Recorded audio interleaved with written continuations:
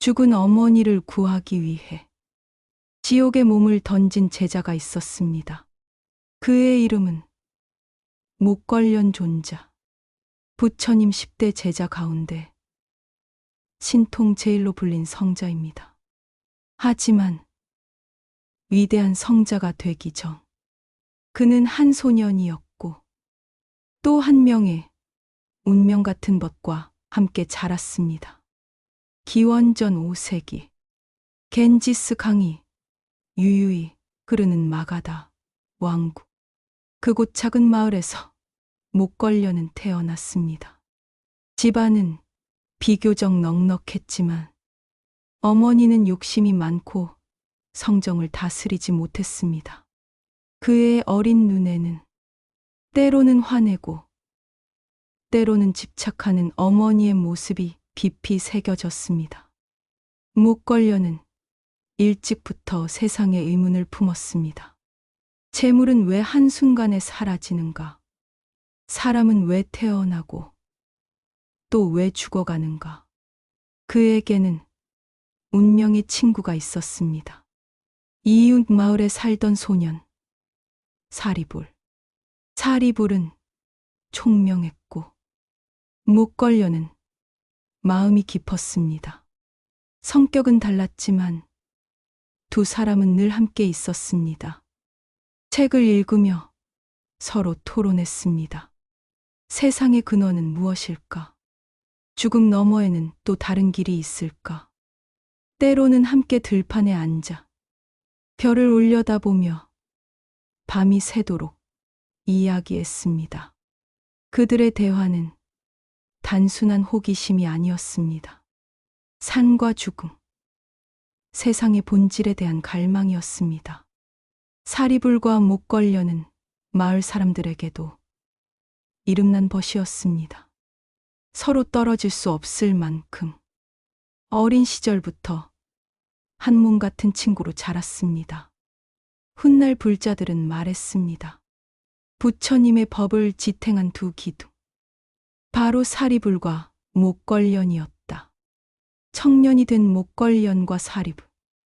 그들은 세속의 길을 걸을 수도 있었습니다. 마가다는 풍요로운 왕국이었고 젊고 재능 있는 그들에게는 권력도 부도 명예도 열려 있었습니다. 그러나 두 청년은 알았습니다. 세상의 부귀는 결국 더 섭다는 것을. 권세도 쾌락도 잠시뿐이라는 것을. 그들은 진리를 찾아 떠났습니다. 그 길은 쉽지 않았습니다. 인도 전역에는 수많은 사상가와 수행자가 있었습니다. 육사외도라 불린 6스승. 그들은 각기 다른 견해를 펼쳤습니다. 모든 것은 영원하다. 모든 것은 우연이다. 쾌락이 곧 해탈이다. 누구도 완전한 답을 주지 못했습니다. 사리불과 목걸련은 갈증을 느꼈습니다. 그들이 선택한 스승은 산자야 델라티푸타. 당대에 이름난 사상가였습니다. 웅변이 화려했고 추종자도 많았습니다. 목걸련과 사리불은 그의 제자가 되어 논리와 토론을 배웠습니다. 처음에는 지혜가 자라는 듯 보였습니다. 그러나 시간이 지날수록 그들은 마음속 공허함을 감추지 못했습니다. 산자야의 가르침은 화려했지만 끝내 본질을 드러내지 못했습니다. 그는 자주 말했습니다. 안다 하여도 옳고 모른다 하여도 옳다. 확실히 단정하지 않고 회피하듯 말끝을 흐렸습니다. 그 말은 교묘했으나 삶의 고통을 끊는 힘은 없었습니다. 목걸련은 밤마다 사리불과 함께 고민했습니다. 이 길이 진정한 진리일까? 우리는 무엇을 위해 수행하는가? 두 청년은 방황했지만 희망의 불씨는 꺼지지 않았습니다. 그들은 마침내 약속했습니다. 내가 먼저 진리를 찾으면 나에게 알려주어라. 내가 먼저 깨닫는다면 반드시 내게 전하리라. 짧은 말이었지만 그 약속은 두 사람의 운명을 결정지었습니다. 훗날 불교의 역사를 바꾸는 위대한 우정의 서약이었습니다. 시간은 흘러 두 청년의 방황은 깊어만 갔습니다. 진리를 향한 갈망은 꺼지지 않았지만 그 어디에서도 답을 얻을 수 없었습니다. 그러던 어느 날 살이 부른 길 위에서 한 수행자를 마주쳤습니다.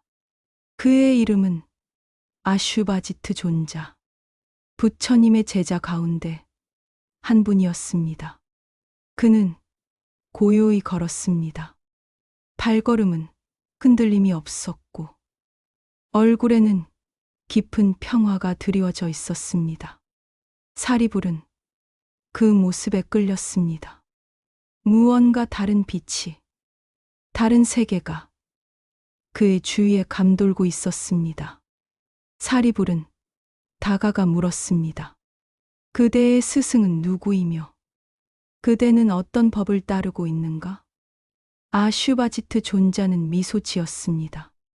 그리고 짧고도 간결한 한 구절을 말했습니다. 제 법은 인연으로 생겨나고 인연으로 사라진다. 열애께서는 이를 설하시고 큰 스승께서 이를 가르치셨다. 짧은 말이었습니다.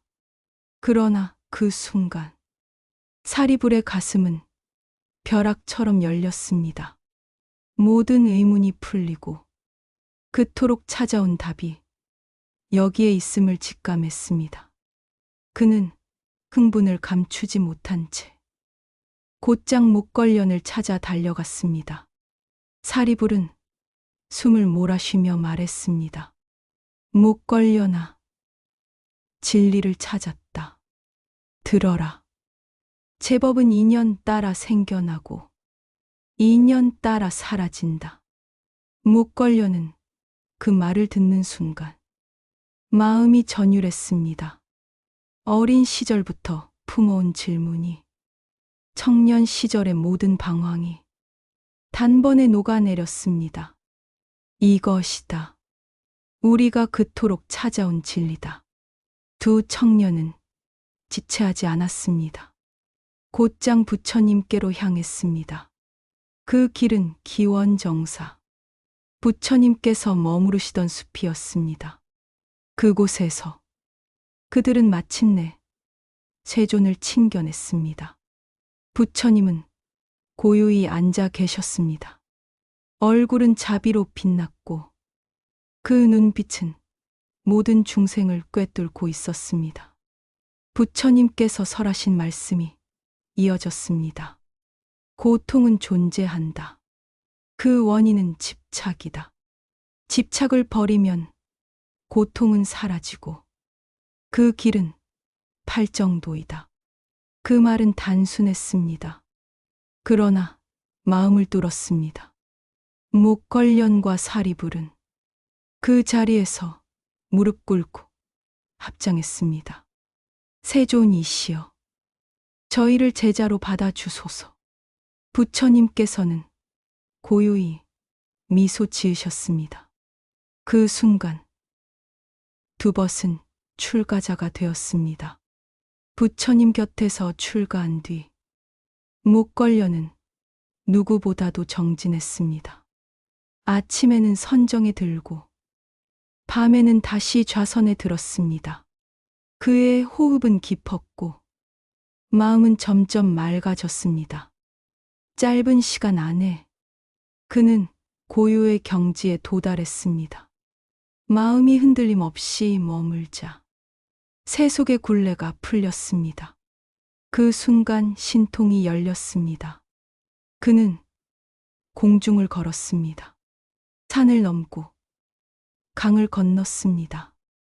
멀리 떨어진 제자를 한순간에 도왔습니다.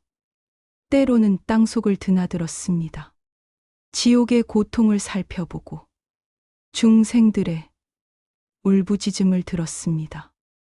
또한 그는 천안통을 얻었습니다. 먼 곳의 일을 내다보고 다른 이의 마음을 읽을 수 있었습니다. 그러나 목걸려는 자랑하지 않았습니다. 그는 늘 말했습니다. 신통은 목적이 아니다. 중생을 돕는 방편일 뿐이다. 한 번은 이런 일이 있었습니다. 멀리 떨어진 제자가 위험에 처했습니다. 강을 건너던 제자는 급류에 휩쓸렸습니다. 목걸려는 선정에서 그 장면을 보았습니다. 그는 곧장 신통으로 날아가 제자를 구해냈습니다. 사람들은 놀라며 외쳤습니다. 목걸련 존자는 신통 제일이다. 또 한 번은 병든 이를 살폈습니다. 죽음 앞에 놓인 자가 있었습니다. 목걸려는 자비로 손을 얹어 그의 마음의 두려움을 거두어 주었습니다. 병이 나은 것은 아니었지만 그는 평안히 눈을 감을 수 있었습니다.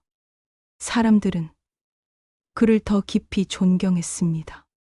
부처님께서는 제자들을 모아 말씀하셨습니다. 너희 가운데 신통에 가장 뛰어난 이는 누구인가? 대중은 한 목소리로 대답했습니다. 목걸련 존자입니다. 그는 신통으로 중생을 이롭게 합니다.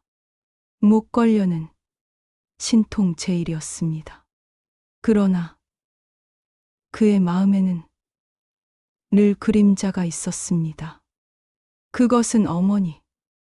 어머니는 생전에 욕심이 많았습니다. 재물을 모으고 남에게 인색했습니다.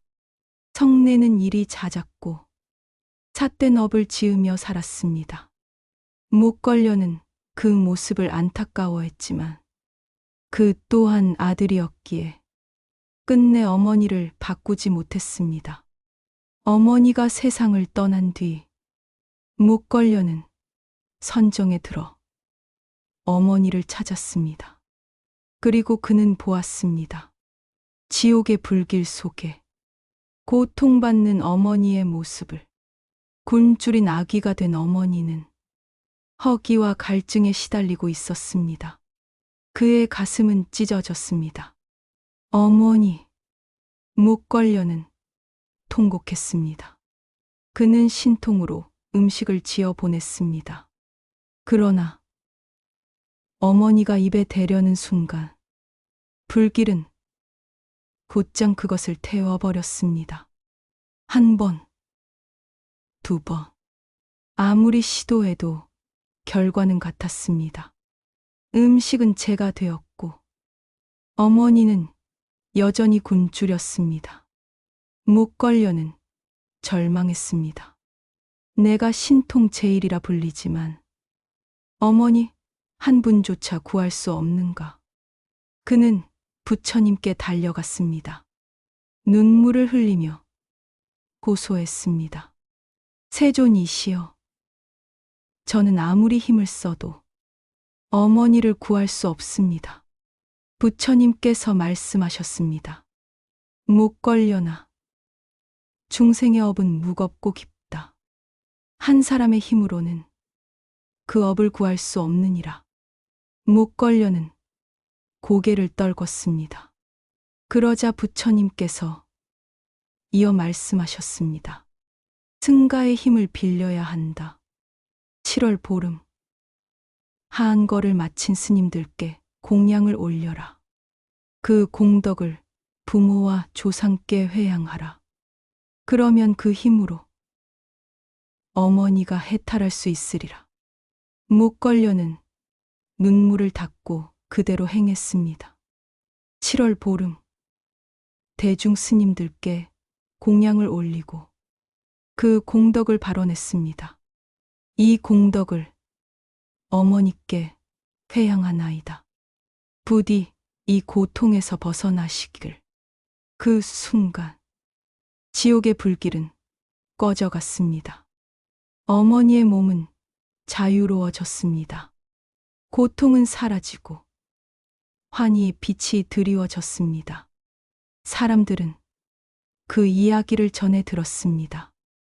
효심 깊은 아들이 어머니를 위해 지옥문을 열었다고.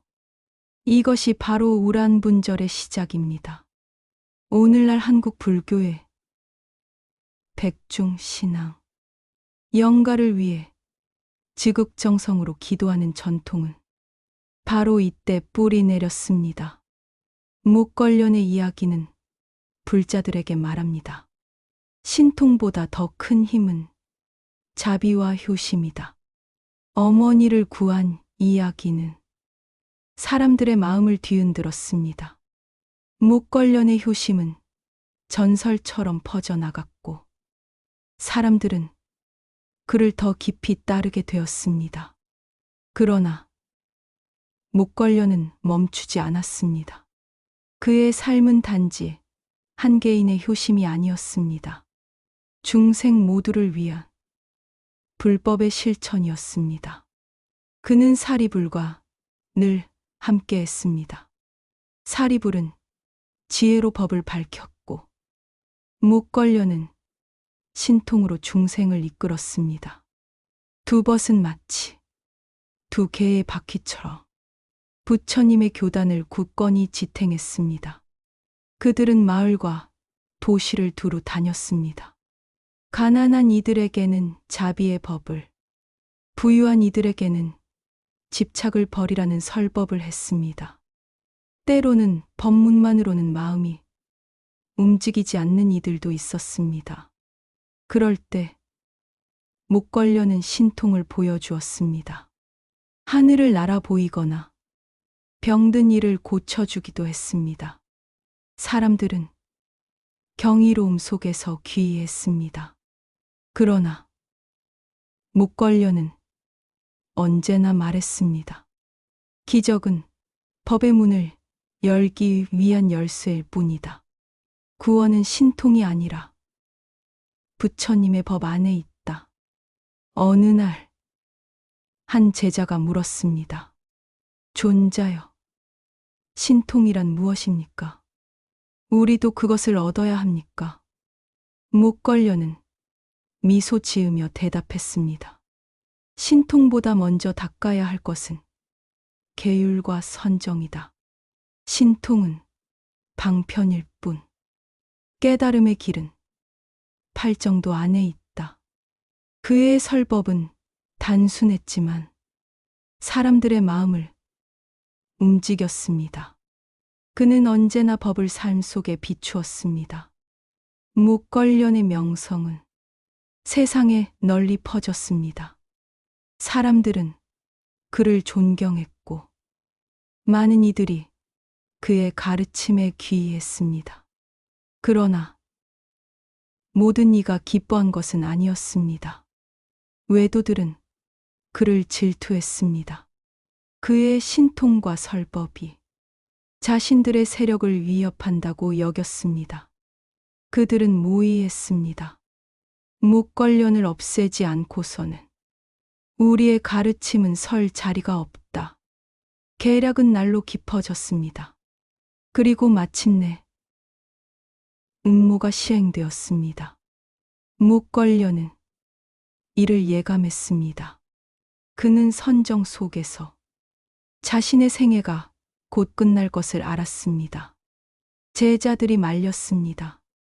존자여, 위험을 피해 주십시오. 신통으로 몸을 지키십시오. 그러나 묵걸련은 고개를 저었습니다. 모든 것은 인연 따라 생겨나고 인연 따라 사라진다. 나 또한 예외가 아니다.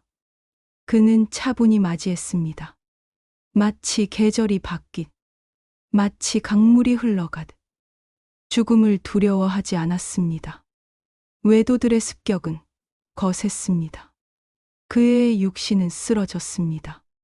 그러나 그 순간조차 그의 마음은 흔들리지 않았습니다.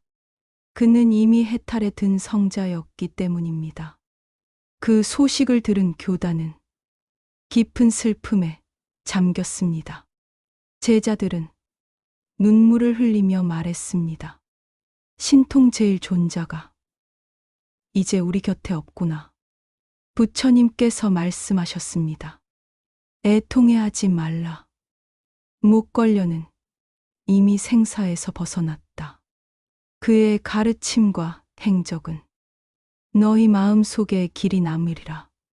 그날 저녁 제자들은 꺼져가는 등불을 바라보았습니다. 바람에 흩날리는 보리수 잎이 그의 열반을 상징하는 듯 했습니다. 목걸려는 떠났습니다. 그러나 그의 이름은 사라지지 않았습니다. 사람들은 그를 기억했습니다. 부처님 제자 가운데 신통 제1의 성자. 그러나 고대가 더 크게 기억한 것은 그의 효심이었습니다. 어머니를 위해 눈물 흘리고 부처님의 가르침을 따라 지옥문을 열어 구한 아들. 그 이야기는 세대를 넘어 아시아 불교의 가슴 깊이 전해졌습니다. 중국에서는 우란분절로, 한국에서는 백중으로, 일본에서는 오보네로 이어졌습니다. 7월 보름, 승가의 하한거가 끝나면 대중은 조상과 부모를 위해 공양을 올렸습니다. 그 공덕이 지옥의 중생에게까지 미치기를, 그 고통에서 벗어나기를 발언했습니다. 오늘날 한국의 절마다 여름이면 백중연가 천도제가 열립니다. 지극한 마음으로 이름을 올리고 위패를 세우고 기도를 드립니다. 1500년을 넘어 이어져 온 신앙, 그 뿌리에는 목걸련 존자의 눈물이 있습니다. 후대의 경전은 기록했습니다. 목걸련은 신통으로 불법을 드러내고 효심으로 부모를 제도하였다. 그는 단순한 기적의 인물이 아니었습니다. 불교 안에서 효의 가르침을 세운 성자였습니다. 오늘 우리에게 목걸련의 삶은 이렇게 묻습니다. 나는 부모와 조상을 위해 어떻게 기도하고 있는가? 나는 중생을 돕기 위해 무엇을 실천하고 있는가? 사리불이 지혜로 법을 밝혔다. 목걸련은 효심과 신통으로 불법을 드러냈습니다. 두 벗은 함께 길을 걸었고 부처님의 가장 위대한 제자로 남았습니다.